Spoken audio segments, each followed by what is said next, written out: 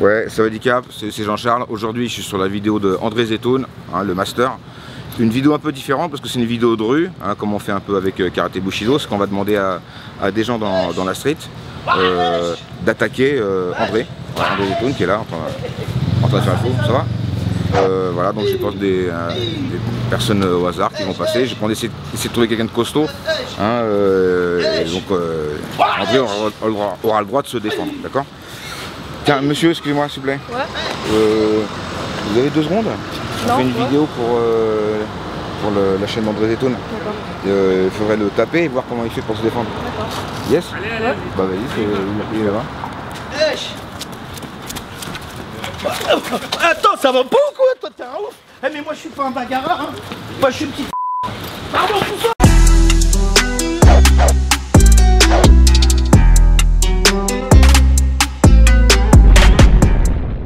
On va se faire un pose 4.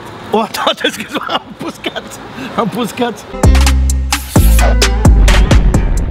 Donc bon, je pense qu'au bout d'un moment, le mec il va nous demander ce qu'on veut boire. Ouais. Et à ce moment-là, on va se casser. T'es capable de faire ça ou pas?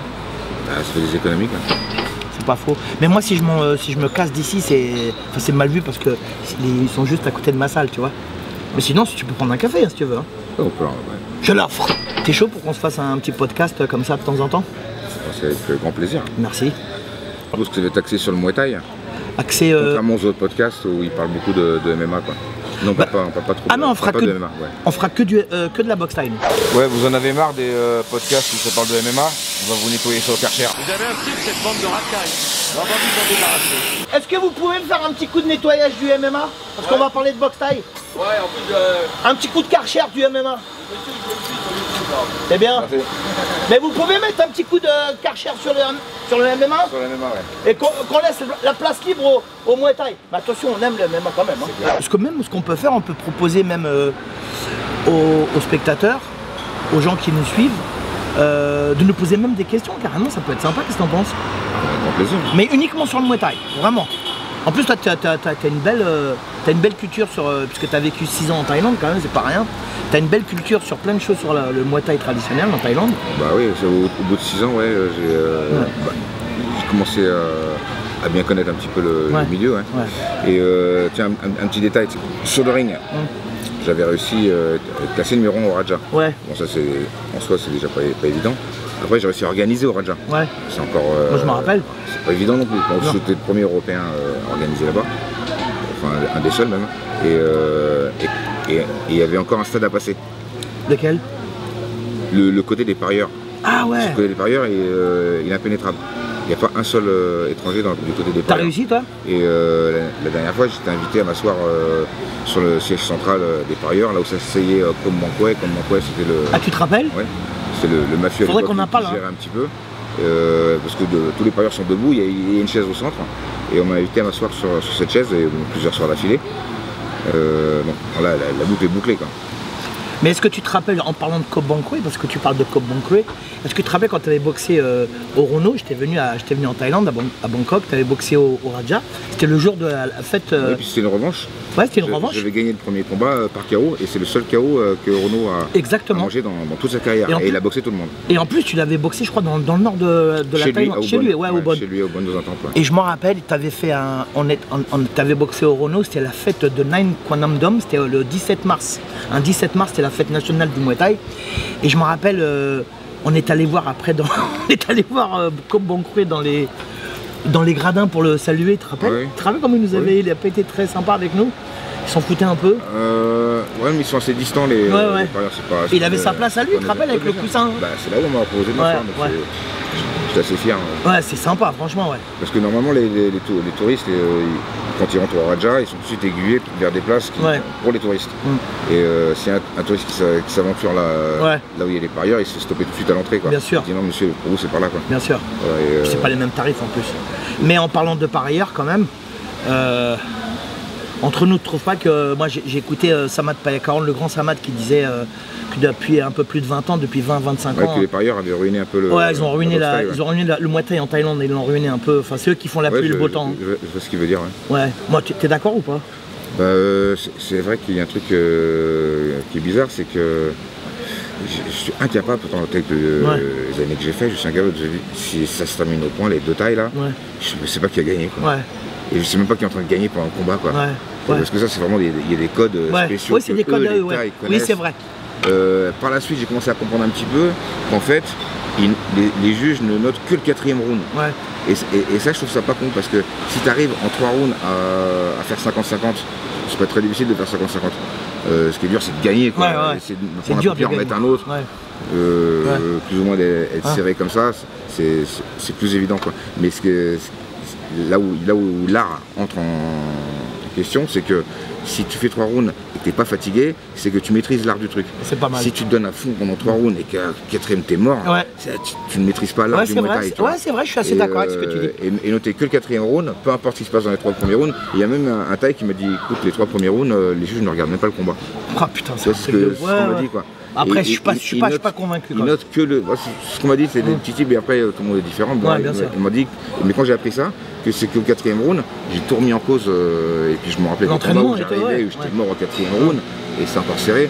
Alors j'avais tout donné aux 3 premiers rounds, j'ai fait en fait, il faut juste faire 50-50 aux 3 premiers rounds, sans trop se fatiguer, et 4e round, t'as l'énergie pour te donner. C'est ce que font les Thaïs, hein. Et tu vois, quand un étranger boxe un Thaï, il va chercher l'anglaise, il va tout donner dans les premiers rounds. S'il passe pas le 3e round, si le Thaï est encore au 3e round, s'il perd le 4e round, il va se prendre des séries de coups de pied, il va rien comprendre parce que c'est réservé. Je suis assez d'accord. Jean-Charles. Ouais, André. Jean-Charles Skarbowski.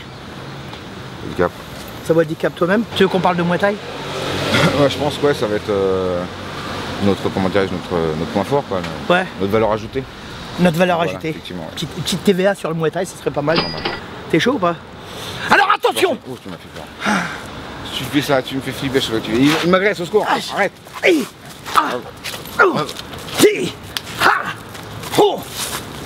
Merci. Super. Ça en est où le Muay Thai en ce moment? Bah justement, c'est le sujet que je voulais aborder. C'est vrai? Parce que il n'y a plus de galas. Non. Même certains galas sont annulés. Ouais, j'ai vu ça. À cause de cette bataille de Fédé. Ouais, malheureusement. C'est dommage. Ouais, c'est dommage. Et il n'y a plus vraiment de champions. Les gens s'exportent vers le MMA, parce qu'il y a plus d'argent. Et bon, le One. Ouais. Tu sais que tous ceux qui avaient boxé Best of Siam, ils ont tous signé un contrat avec le One. Ouais, j'ai vu ça. Il n'y en a aucun qui boxe au One. Ouais. Donc c'est dingue. Ouais. Oui, c'est vrai, c'est vrai. Il ne faut pas boxer et ils sont pas dispo pour boxer en France. Donc, en fait, il boxe nulle part en vérité. Bah oui, parce que le One il met sous contrat et il ne faut pas boxer. Moi j'ai entendu des trucs sur le One par exemple. Alors, des trucs genre, quand tu signes un contrat avec eux, c'est un contrat d'exclusivité. Si tu vas ailleurs ou quoi au caisse, t'es banni forever. Hein. Oui, t'as pas le droit de boxer. Ouais, t'as pas le droit de boxer ailleurs. À la limite, si Brobo 5-6 combats par an, serait bien, mais c'est pas le cas. Ouais, c'est ça. Tous les Français qui ont signé, on les voit pas beaucoup boxer malheureusement. En plus, c'est des super boxeurs. 10 fois par an. Ouais. On peut pas garder le niveau avec 1 ou 2 combats par an. Tu te rappelles, il faut boxer 10 fois, 11 fois par an. Tu te rappelles, nous, à l'époque, quand même, on en faisait des galas quand même. Moi, j'en refusais tellement il y avait trop de galas. Tu te rappelles? À l'époque, il y avait plus de galas avec Sami Kepchi. Déjà Sami, mais non, mais autour, rappelle-toi, il y avait plein de gens qui nous proposaient des trucs, des galas dans le nord, dans l'est, dans l'ouest, dans le sud. Mais je pense qu'en province, ça bouge plus qu'en Ile-de-France. Ouais. Déjà. Ouais. En Ile-de-France, il n'y a pas grand-chose. Ouais. Et tu penses pas que c'est plutôt à cause de... Enfin, je me pose la question, moi. C'est pas... Depuis le Covid, il n'y a pas eu un... Tu sais, ça a chuté depuis le Covid. Hein. L'organisation des galas, je parle pas de la boxe, hein, parce qu'il y a beaucoup d'élèves dans les salles. Tu veux organiser un gros gala, il faut amener un gros nom, et aujourd'hui, il n'y a pas de gros nom français qui c'est pas faux, ouais, c'est vrai. Epic a arrêté, Vieno il passe au MMA, les Bouganem aussi. Il n'y a plus de grands noms qui peut remplir un Bercy aujourd'hui. Bah, il n'y a plus de combat, parce qu'il n'y a plus de gala. Il y a moins de combats, mais il y a de plus en plus de pratiquants et de clubs qui ouvrent. Exactement. Voilà, par contre, les salles sont pleines. Et c'est de plus en plus populaire. Et aujourd'hui, les gens qui prennent des cours particuliers, ça va être généralement des cours de boxe type, parce qu'il y a des coups de coude, des coups de genoux, des coups de poing. Donc le sport est de plus en plus populaire, malgré le fait qu'il n'y ait pas de gala. Toi, c'est plein chez toi? Bah, non, mais je veux dire, les cours, ouais, moi aussi. Non, mais on dit la vérité. Moi, je parle avec beaucoup de profs. En province, les salles sont archi pleines, mais il n'y a pas beaucoup de compétition en fait. Ah oui, mais la compétition, ça manque cruellement. Ouais. Et comment expliquer ce paradoxe du coup? Bah, c'est ce que tu disais tout à l'heure. Comme il n'y a plus de tête d'affiche, il n'y a pas de gala. Et c'est le chien qui se mord la queue. Il n'y a plus de gala parce qu'il n'y a plus de tête d'affiche. À la limite, il pourrait au moins y avoir des combats organisés régulièrement par les fédés. Bah la FMT, elle organise pas mal. Elle organise pas mal en Ile-de-France. Ouais. Non, si, c'est vrai, hein, pour les petits en plus. Sinon, il n'y a pas grand-chose. Non, il n'y a pas grand-chose. Il n'y a pas de compétition qui nous faisait rêver à nous et que toi, tu faisais rêver avec le Best of Siam. Et en plus, maintenant, toutes les petites compétitions, ça se passe où? Ça se passe à 30-40 km de Paris, quoi. Ouais. On n'a plus Japy. Ah non, Japy, c'est fini. Bah, c'est fini, Japy, t'es au courant? Et dire que c'était la ville, donc premièrement. Japy, c'est fini. Et dire que c'est... Enfin bon, bref. Les riverains, c'est ce qu'ils ont fait. On a fait un reportage sur Japy. Il est là. Il est là, le gymnase Japy. C'est pour moi le gymnase Japy et pour beaucoup de gens qui ont participé à de nombreuses compétitions ou stages ou ce que vous voulez. Le gymnase Japy, c'est le Lumpini de France, quoi. Juste un petit mot sur Japy. T'as quelque chose pour Japy ou pas? C'est mythique, hein. Merci Dida. Japy, c'est... C'est Lumpini, quoi. C'est chez nous. C'est le ouais. Quand tu boxais à Japy, ça voulait dire quelque chose. Ouais. Il y avait c'est une belle histoire. La salle Japy, c'est une belle histoire. Et les riverains autour, ils ont fait une pression sur la mairie de Paris et la mairie du 11e arrondissement pour interdire les galas de boxe taille. Moi, je me souviens une ou deux fois, c'était il y a très longtemps, en sortant du gala de boxe taille de Japy, des gens avaient cassé des vitres de voiture. C'est à cause de ça, quoi. Je sais pas, mais bon, enfin, toi-même, tu sais. Alors qu'ils célébraient la fête de la musique en avance, quoi. C'est ça que je comprends pas. Ah ouais, pas mal. Ouais. Est-ce que tu te rappelles? Ils avaient de l'avance sur la fête de la musique et les gens n'ont pas compris. Est-ce que tu te rappelles de Japy quand même, toi? T'en as vécu des... Moi, j'ai boxé plusieurs fois, puis plein d'amis ont boxé, on y est souvent. Ouais, donc on n'a plus Japy, donc maintenant les trucs, faut avoir une voiture, faut aller à 30 bornes de Paris. Ouais, c'est vrai. Il y a plus Japy, faut aller à Levallois quand il y en a pas beaucoup à Levallois. Ouais. C'est du kick, hein. C'est pas. Oui, c'est vrai. Il y a à Coubertin, c'est terminé, j'en vois plus. Enfin, il y a plus de salles qui proposent des combats de boxe thaïlandaise. Bah, qui est le français aujourd'hui qui ramène du monde, plus vraiment, quoi. Ils ont des combats. Il y a comment il s'appelle attends, comment il s'appelle Viens, il a boxé récemment. Oui, mais il passe au MMA maintenant. Non, il a fait un combat de boxe thaï. D'accord, ouais, c'est son dernier, je pense. Ouais, Jimmy Vino, il a fait un super combat, il a gagné par KO, même je sais plus dans quelle reprise, mais c'était vachement beau ce qu'il a fait. Il y avait du monde, hein. C'était plus dans quelle compétition, tu te rappelles pas ou pas? Il y a pas très longtemps en plus. Oui, c'était pas très longtemps, ouais. Moi, j'aime bien ce mec. Je kiffe. Ouais, c'est un super boxeur, un des meilleurs. Ouais, franchement, en plus, il est gentil de ouf. Puis il est ténu, courageux, j'aime bien. Non, pour reparler du sujet qui nous intéresse, c'est où on va, tu vois? Moi, où va la boxe thaï? Ouais, Kevchi, revient, quoi. Ah. T'es où, Samy? Reviens. Non, mais toi, Jean-Charles, qui a organisé des grands événements à l'époque avec le Best of Siam, est-ce que ça te paraît possible encore aujourd'hui d'organiser des choses pareilles? Et c'est quoi les contraintes, en fait? Et c'est quoi qui fait que... Quand j'avais organisé le Best of Siam, j'avais pris les meilleurs Français contre les meilleurs Thaïs. Aujourd'hui, les meilleurs Français, ils sont passés au MMA, ou alors...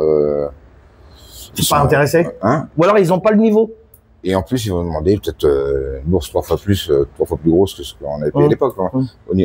Déjà qu'on perdait de l'argent, on n'avait pas de sponsor. Donc, si après les gens demandent des bourses, ils doublent au triple, on pouvait pas suivre. Et maintenant, voilà, étant donné qu'ils ont tous un contrat avec le One, hein, vraiment tous, et ils peuvent plus boxer à Paris, quoi.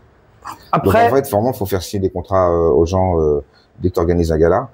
Et puis là, on pourra leur permettre de faire au moins 3-4 combats par an, quoi. Ouais. Et signer des contrats, ce qu'on faisait pas à l'époque. Non. À l'époque, c'est du parcours, quoi. Ouais. C'était la confiance, c'était juste à la parole, quoi. Mais c'était pas mal aussi. Mais c'est vrai qu'aujourd'hui, il vaut mieux les contrats. Mais après, si tu montes un mec et qu'il va bosser dans une autre organisation, t'es perdant. Donc c'est pour ça qu'il vaut mieux. Oui, bien sûr. Ouais. Parce qu'à l'époque, il n'y avait pas d'organisation. À l'époque, c'était, tu te rappelles? Ouais, c'est coup par coup, quoi. Ouais, c'était des championnats de France, championnats d'Europe qui n'existent plus, on n'en voit plus. Oui. Ouais, et des championnats du monde. Donc, tu représentais une fédé ou un pays, et à l'époque, tu boxais pour une fédé et un pays. Donc, tu pouvais faire un championnat de France, championnat d'Europe que t'as fait 3 fois championnat d'Europe, et championnat du monde. Aujourd'hui, tu boxes pour une organisation, elle peut être japonaise, hollandaise, n'importe laquelle, tu vois. C'est vrai que le titre de champion du monde, il commence à être un petit peu galvaudé, quoi. C'est le mot. Ouais.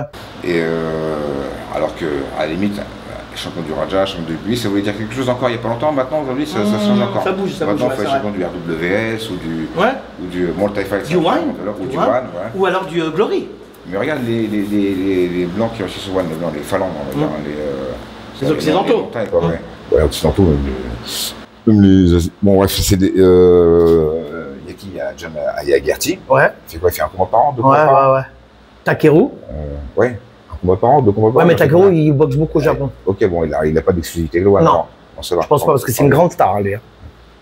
Mais il n'y a bon, pas beaucoup, t'as raison. Après, ils ont fait monter Tawanshire, Rotang et peut-être encore un ou 2 autres, Ouais. qui gagnent pas mal, quoi, 240 000 Ah ouais? dollars. Ah ouais, c'est pas mal, c'est pas mal. C'est même très bien. Hein. Ouais, c'est hallucinant, quoi. Enfin, dans notre milieu de Muay Thai. Ah bah oui. Sachant que Boakiro, qui est au top du top, il gagne pas ça, quoi. Non. Je sais même pas si. Je me demande même s'il les a déjà gagnés. Oh, tu vois, pour te dire. Ouais, bah, à mon avis, quand il a boxé contre Senchai, il a gagné, je crois, 20 millions de bahts. Ça fait combien 20 ça? millions de bahts. Ça fait 500 000. 500 000 euros? Environ, ouais. Ouais, c'est pas mal, putain. Un peu moins, quoi, en grosso modo. Bah, moi, Ouais, mais ça, c'est la plus grosse bourse de sa vie et il a boxé Senchai pour ça. Ouais. Donc, il a perdu un ami, quoi. Oui, en fait, en plus, c'était pas le même. En plus, le gars, Ouais, rien à voir, rien à le voir. combat était pas super. Bah, ils se sont C'est pas. gênant, quoi. Bah, Ils ouais. se sont pas touchés au visage, t'as remarqué ou Bah pas? oui, Non, mais c'est normal, ils vont pas se blesser. Hein. Ouais.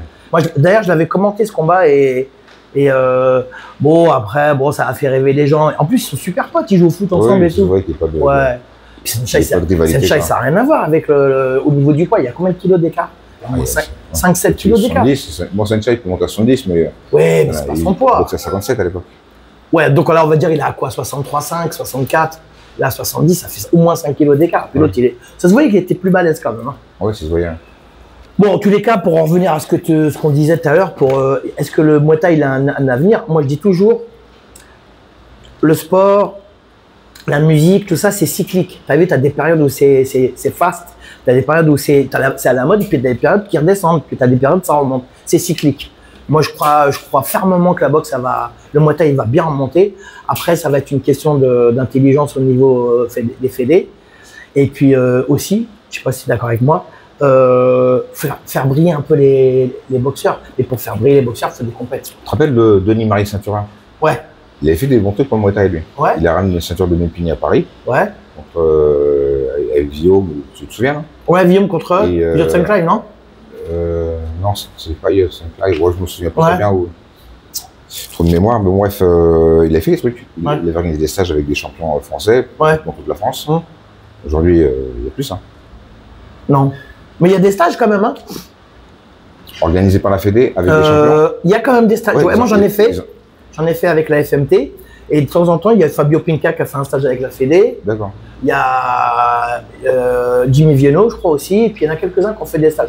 Bon, après, t'as vu, ça coûte cher de ramener un mec de l'étranger aujourd'hui, un Thaïlandais. C'est beaucoup d'argent, hein, tu vois. Ouais, mais c'est quand même moins cher qu'une berline, quoi. Une berline. Berline, tu veux dire, c'est le féminin de Berlin. C'est trop fort, ça. Du coup, qu'est-ce qui pourrait sauver les Muay Thai? YouTube? Est-ce qu'on accepte qu'en gros, il n'y a plus de compétition? Non, le Muay Thai n'est pas en danger parce que le Muay Thai se propage dans tous les pays. Là, je sais pas, il n'y a pas très longtemps en Amérique du Sud, en Argentine. Ça marche super bien là-bas. En plus, ils sont pas trop loin de la Thaïlande. Ouais. L'Uruguay aussi. Ouais, j'imagine. Il y a pas mal en Afrique aussi. Et il y a de plus en plus de clubs. Après, c'est vrai qu'en France, il n'y a pas beaucoup de compétitions. Je sais pas si dans les autres pays, il y en a beaucoup, mais il n'y a plus vraiment de grosses stars. T'as remarqué quand même qu'il y a pas mal d'étrangers aujourd'hui, des étrangers qui entre guillemets, qui n'existaient pas à l'époque, mais pas mal d'étrangers qui boxent en Thaïlande. Tu vois, par exemple, je fais référence aux Iraniens, bien sûr, des références aux Africains, aux Brésiliens. Palestiniens aussi. Ouais, un peu tout. Il y a tout, Ouais, c'est vrai. Et il y a même des boxeurs marocains, des boxeurs étrangers qui à l'époque, le niveau du Muay Thai n'était pas encore, tu vois, élevé comme il est aujourd'hui. C'est vrai, maintenant, si tu veux faire une carrière, si tu veux boxer régulièrement, tu es obligé de partir en Thaïlande. Ouais. Et si tu veux même, ne serait-ce que percer ton début de carrière, c'est pas avec 3 combats par an en France qu'on peut sortir du lot. Non, quoi. je suis d'accord. Parce que c'est vrai, peut-être, ils s'organisent peut-être en province, mais c'est vrai que nous, on est en Ile-de-France. Si tu boxes pas en Ile-de-France, les gens d'Ile-de-France, ils te voient pas. Quoi. Ouais. Tu peux faire boxer dans toutes les provinces de France. À Paris, les gens vont pas trop. À la limite, ils peuvent entendre parler de toi dans les magazines, mais pour se faire un nom, c'est pas évident. Faut que tu sois exceptionnel. Les gens, des fois, ils ont 40, 70 combats et je les connais pas. Il faut sortir du lot. Ou alors, il faut sortir du lot. Ouais, il faut sortir du lot. Pour ça, il faut battre un nom. Quoi, et tu auras plus facilement accès à battre un nom si tu vas en Thaïlande. Quoi. En Thaïlande, ils font boxer n'importe qui, n'importe Ouais, quoi. ouais, ils s'en foutent. Comme au Thai Fight, regarde, ils ramènent des débutants pour boxer Senchai. Ouais. Systématiquement, bon, c'est bien pour le Muay Thai, hein, Ouais. mais Ouais. on voit bien qu'il y a Ah, pas le Thai Fight. Mais il n'y a pas qu'au Thai Fight, rappelle-toi. Il y a 8 combats, Thaï contre l'étranger, il y a 8 KO pour les rounds. Quoi. Ouais. Il y a pas de Mais diversité. moi, je suis allé là récemment, il n'y a pas très longtemps, je suis allé à Koh Samui, tu as le Pech Buncha. Ouais. Pareil, tu as 8 combats, tu as 8 étrangers qui boxent. Alors, ça va être des Turcs, des Iraniens, des Italiens. En plus, maintenant, je sais pas si tu as vu, honnêtement, quand je vois certains combats, je me dis le Thaï s'est couché. Quoi. Et il s'est pris un coup à peine fort et Où reste ça au sol. Dans les petits galas. Dans les trucs à Phuket. Ouais.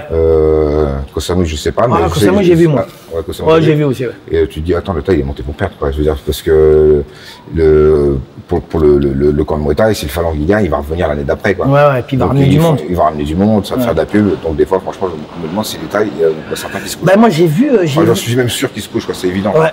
Ils J'ai font un vu cercle de ça. coups de pied, ouais. Moi, j'ai vu ça au Pech Buncha, j'ai vu. En fait, le Pech Buncha, il est vachement bien, c'est un nouveau stadium qui n'existait pas à l'époque. Et mais en fait, il n'y a aucun Thaïlandais dans le stadium. Aucun, c'est que des étrangers. D'accord, ouais.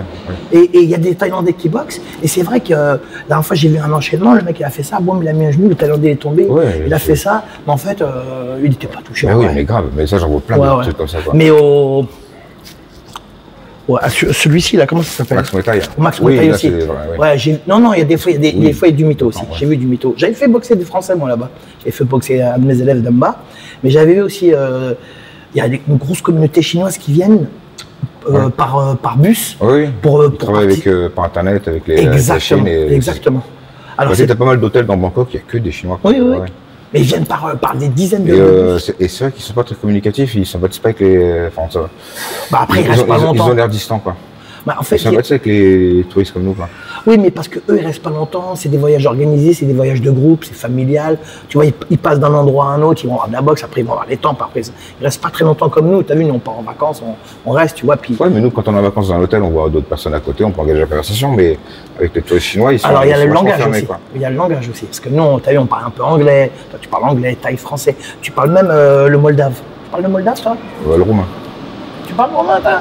Un petit peu, ouais. Vas-y, dis-moi des trucs. Je sais pas, c'est bien. Ouais, ça va. Ouais, c'est genre, comment ça va bien? Ouais, bien. c'est pas une raison pour nous cracher dessus. Voilà.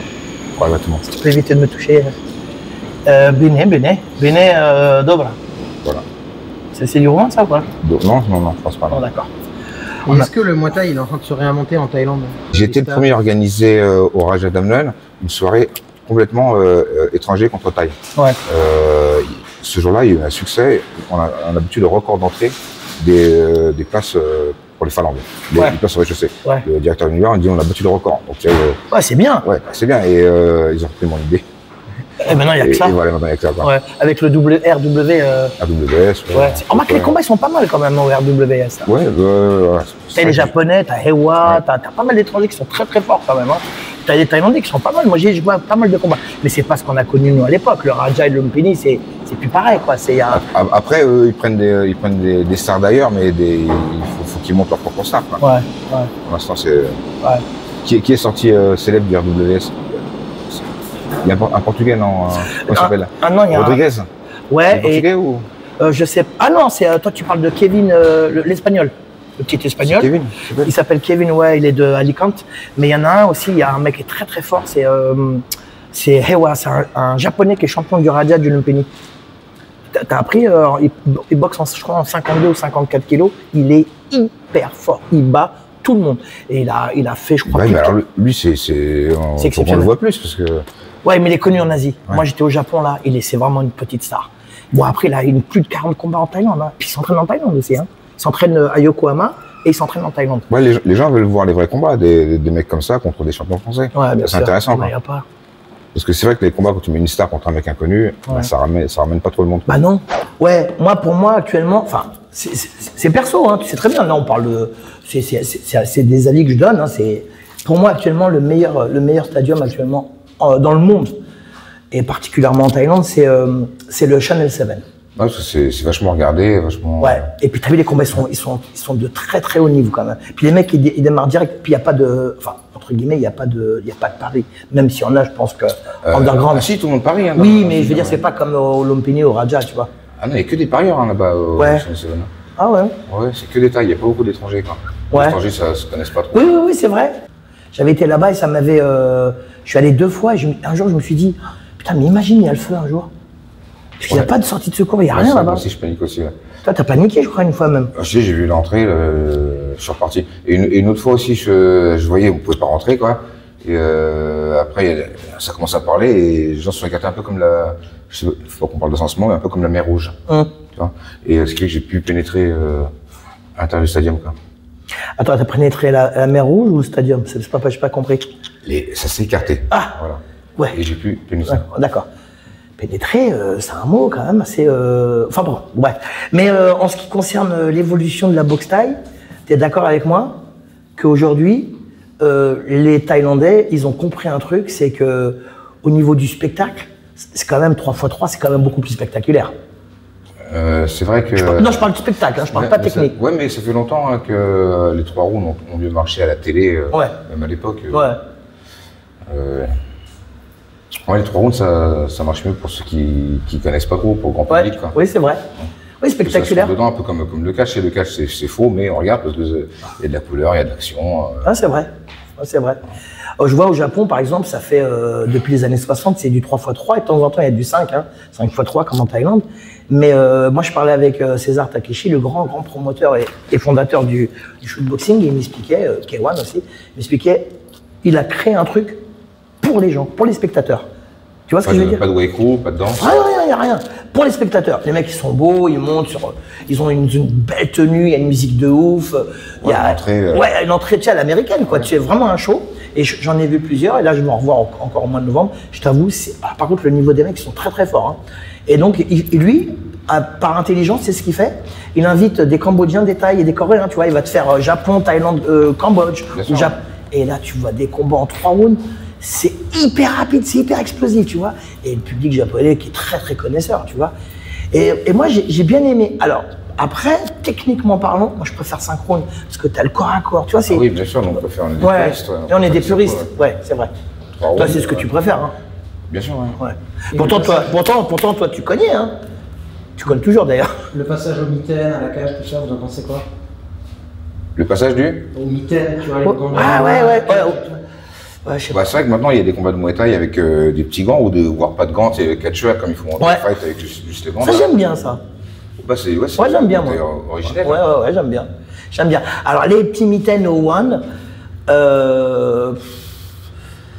ça va. T'as vu, c'est quand même, moi ça me fait flipper et je me demande quand les mecs ils auront entre 40 et 50 ans, comment ils vont réagir au niveau du cerveau, quoi.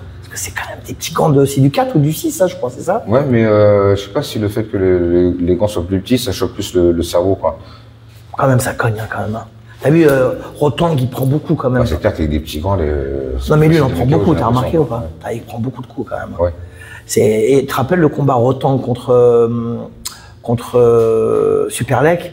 C'était quand même vachement... Moi, j'adore, hein, c'était vachement violent, quand même. Hein. Enfin, ils se sont démontés pendant 3 rounds. Ouais, c'était un très beau combat. Après, encore aujourd'hui. Mais moi, je me pose la question, Jean-Charles. Ouais.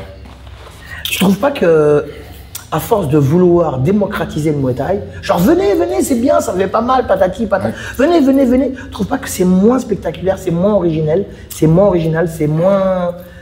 Tu comprends, ça a perdu un peu de sa superbe. Enfin, ce que je pense, moi. Hein. Bah, ouais, enfin, moi, il y a un truc qui me faisait rire à l'époque, tu sais, quand je commençais les premiers gars, 16-17 ans, le Muay Thai était pas très connu. Non. Et il y avait une image que les gens voulaient casser, genre du Muay Thai, c'est une image que c'était pas un sport de voyous. Ouais. Que c'était. Et surtout, ils répétaient que c'était pas un sport violent, quoi. Ouais. Et des fois, quand il y avait des maires qui venaient au gala, bon, il y avait le mec du Muay Thai qui l'accueillait et qui essayait de lui dire que c'était pas un sport violent et que c'était pas un sport de voyous. Mais les mecs, ils avaient le nez aplati. Ouais, c'est clair. En vieux survêt avec des trous. Ouais. Ils étaient là, non, monsieur le maire, c'est pas un sport de voyous. Ma mère, tu sais quoi, ça fait pas mal. Ouais. Mais non, c'est pas violent. C'est pas violent. Ouais. Alors que c'est hyper violent, quoi. Donc je m'imagine le maire, on lui dit, monsieur, c'est pas un sport violent, il regarde le truc, il se dit, ils ont des soucis, quoi. Ouais. C'est hyper violent, comme truc. Ouais, parce qu'on a voulu absolument démocratiser. C'est pas violent, vous inquiétez pas. Si, c'est violent. Et le MMA, il est arrivé, le MMA, il a dit, nous, on est les plus violents. Et bon, et maintenant c'est le numéro 1. C'est le numéro Parce que 1. nous, on se mentait à nous-mêmes, non, c'est pas un sport. Mais je suis d'accord. Mais pas du tout, c'est pas du tout violent. Mais si, c'est très violent, c'est super violent. Mais oui. C'est plus violent que le MMA. J'en ai parlé avec Guillaume Kerner. Guillaume, il m'a dit, avec intelligence, il m'a dit, André, le Muay Thai, ça fait mal, très très mal. C'est tout, c'est la vérité. Ah oui. Parce que moi, j'en ai dans la salle qui viennent. Excusez-moi, je peux faire. Ils pensent que c'est un supermarché, tu vois. Est-ce que ceci, je dis, madame ou monsieur, je leur dis, la boxe, ça fait mal. On est d'accord ou pas? C'est physique. C'est tout le temps C'est physique. même pas un jeu d'ailleurs. Non, et c'est pas un jeu. C'est pas un jeu. Ouais, c'est même pas un jeu. Tu vois, on peut même pas Parce jouer. qu'on rigole, puis un jour il se passe des drames. Genre. Bah prendre des coups et te sentir très mal très longtemps. Les coups dans le cerveau, ça pardonne pas quoi. Ah ça, je suis d'accord. C'est pas tout le monde qui peut prendre des coups dans le cerveau quoi. Ça, je suis d'accord. Franchement, ouais. Vraiment. Mais en même temps, il y a des gens qui veulent absolument changer, comme s'ils voulaient changer la politique, les règles de ce sport. Ou tu adhères, tu adhères pas. Mais si tu adhères pas, c'est pas grave. Si tu veux pas en faire, c'est pas très grave. Mais faut pas nous changer le truc. La boxe, ça fait mal. T'es d'accord avec moi? Bah c'est oui. violent. C'est super violent. Alors, à l'époque, on disait pas ça. Non, on disait. Quand il y avait quelqu'un qui venait avec une caméra, c'est violent. Pas du tout, monsieur. Non, non, c'est pas du tout violent. arrête. Attendez. Attends, j'ai des petits, moi, qui font de la boxe. On se mentait à nous, Ouais, bah ouais, quoi. c'est vrai. Et quand on a ce discours qu'on n'est déjà pas clair, ça peut pas marcher, quoi. Il aurait fallu qu'on soit moins dans le déni, tu vois. Oui. Mais parce qu'on a voulu, par passion et par amour, voulu faire partager ce qu'on aime. Venez, vous allez voir, c'est pas. En fait, ça touche tout le monde. Et après, l'autre se trouve avec le genou pété, je vois, mais c'est arrivé à tout le monde de glisser, quoi. Ou l'arcade, ou le truc, ou. Attends, toi, t'es bien placé, toi. Hein. T'as été ouvert partout avec des coups de coude. Ouais, j'ai eu de la chance de pas avoir des trucs trop graves, mais. Non, mais tu te rappelles, t'as été ouvert quand même. Hein, Oui. Contre les boutons, tu te rappelles, t'avais ouvert. Fois, ouais. Donc, après, ce sont des gens qui sont préparés, qui montent sur le ring, mais il faut bien comprendre, moi, c'est ce que je dis toujours. La boxe, ça demande beaucoup d'efforts physiques et moraux. Voilà. Il faut pas. Moi, quand les gens ils viennent dans ma salle, je leur dis, hein, c'est de la boxe. Hein. Faut pas croire qu'on va jouer, on va manger des chocobéennes, et puis après, on va se prendre une bière, et puis. Oui, mais d'abord, c'est dur. Qu'est-ce que t'en penses? Bien sûr. Hein. Et puis en plus, on fait ça par amour. Pas pour l'argent, quoi. Ah bah non. Parce qu'on serait riche. Bah, et en plus, j'ai l'impression que les promoteurs l'ont compris, quoi. Quoi? Qu'on ferait ça gratuitement, quoi. Bah, moi j'ai l'impression que tout le monde a compris qu'on ferait ça gratuitement. Je pense. Ouais. Parce qu'en vérité, regarde, aujourd'hui, moi j'ai 60 piges, t'en as 50. Bon, on n'est pas malheureux, hein. Franchement, on est super heureux, hein. T'as vu? On fait ce qu'on aime. On est béni. Ouais, franchement, on est béni. Moi, c'est ce que je dis. Je suis un vrai privilégié de la vie pour la boxe. Mais les gens, ils me disent. Mais vous faites comment pour vivre? Ah ben on se bat, t'as vu, on fait des stages, on fait des trucs, on fait ceci, on fait cela. Tu vois, c'est pas facile au quotidien quand même, tu vois. Même si on est bien, hein. Mais Et de temps en temps, tu couds à la machine, je crois que tu m'avais dit, non? ouais, à l'occasion, je couds à la machine. Mais ma bouche n'osera jamais lui avouer mon doux secret, mon tendrodrame. Arrête, pourquoi tu fais ça? J'ai rien fait. Mais pourquoi tu me frappes? Mais non, Mais pourquoi tu fais des trucs comme ça? Mais pourquoi t'as fait des trucs? J'étais tranquille à côté de toi, pourquoi tu fais des trucs comme ça? Mais là, c'est pour te champonner. Mais pourquoi tu m'étrangles? Oh, je suis désolé, je te. Mais tu m'étrangles? Non, mais pas. Ça va? Pourquoi tu fais... Mais pourquoi tu fais des trucs comme ça? Pourquoi tu fais ça? Putain! Par contre, ouais. Arrête de faire Là, ça. ce que je veux dire. Ouais. Là, je suis pas en garde à vue, je peux partir. Ouais. Non. D'accord, ok. Ça va être sympa les podcasts. Bah écoute, si vous avez aimé, n'hésitez pas. On parle que de Muay. Voilà. Muay Thai. Et le pouce. Ouais. Le gros pouce bleu. Vas-y, fais-le. J'adore quand tu le fais. Ouais. Vas-y. C'est parti. Hop. Oh, Surprise. ah, c'est pas mal. Merci.